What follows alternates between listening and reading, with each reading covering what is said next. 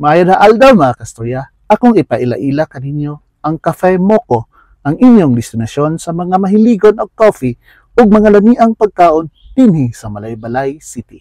Mga kasturya, gusto ba mamutilaw og coffee nga sakto ang timpla ug sakto ang kainit ug mga lamian na pagkaon? Bisitahan na ninyo ang Cafe Moco. Naaman ta dinhi karon, ubanisa ko ninyo. Let's go. Ang Cafe Moco moserbisyo og espesyal nga ilimnon sa masasikwate, coffee ug uban pa. Dili lang kana, naapod sila mga lamian nga pagkaon nga perpekto alang kaninyo. May adlaw mga kastorya.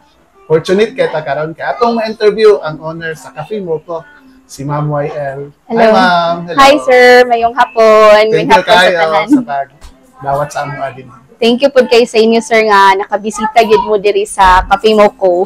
Ma'am, nangatana mi sa short history sa imong business. Nag-start mi sa Cafe Moco under pa mi sa cooperative before, which is si Paco.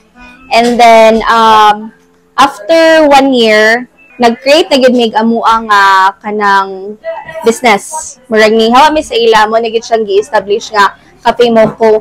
And nag-start ni siya year August 2023. So, mag 2 years na mi karong August. And before, naggikan ko sa gawas. So, sa Thailand. And then, ang ako sister, sige na siya pangulit nga, muli na ko dinhi.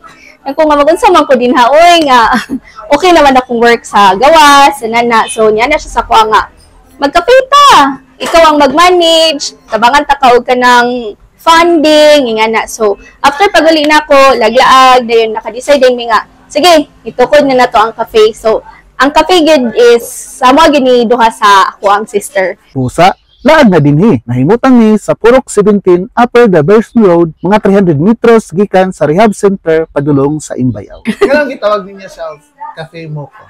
Lagi ka ng Moco na name. Kanang gitagaan ko sa akong boyfriend og duha ka iro nga Propso. Kanang kuan na siya type of Shih Tzu nga kanang word na sila abnormality, so dili sila hairy. Tungod sa akong love sa akong dog, sana ko nga, what if i-combine na lang na ako ilang name? So, ang Cafe Moco yun is, ngalan na siya sa amuang dog, si Mocha and si Coco. So, muna siya nga, Moco, Mocha and Coco. Okay. So, unsa na ang naadinhi karon, ma'am?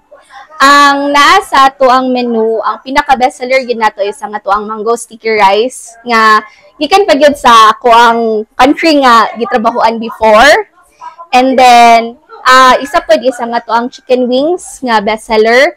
And also nga tong spare ribs nga gi-prepare karon mo po na siya mong bestseller. For drinks po na mo, sikwate.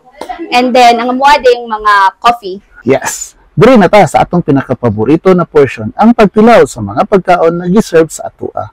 Unahon nato ni ang bestseller na mango sticky rice. Isan dayog ispiso nga sikwate. Ano nga lagi? Naapagilamian na butter parmesan wings, plus ang bestseller na barbecue spare ribs. Wow, sulit kaayo. Haskang lamia.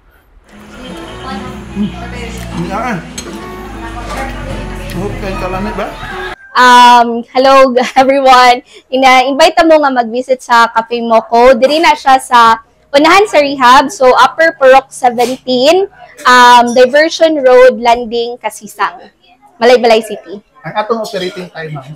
Operating time nato is from 9 a.m. to 7 p.m. Every day na siya except sa first Monday of the month. Sarado mi. Ang Cafe Moco nag-andam og espesyal nga mga promo para sa Valentine's Day. Ayaw naglangay-langay, kontak na sa ilang page para sa dugang detalye. Ma'am, natay mga promo karong Valentine's Day? Yes, sir. Naatay. Valentine's special na mo. Amuha po ni siyang gimo last year. Successful food kaayo to siya. Pero gina-encourage na mo ang tanan nga magpa-reserve kay limited seating regita. So, ang among Valentine's promo is 899. Nana na siya duha ka meal. And special po damong menu ana. Tapos, na siya charcuterie board, duha ka wine, and duha ka drinks. Wow, salamat kayo po. Thank you kayo. Diri sa Cafe Moco, kumpleto na gikan sa mga lamiang pagkaon hantod sa makatagbaw na drinks. Busa, pagreserba na aron masiguro ang inyong lamisa. Open sila alas 9 sa buntag hantod sa alas 7 sa gabi kada adlaw. Gikan sa Carlitz Stories ug sa Carlitz T-Vlog, Salamat tungkay sa pag-ubad.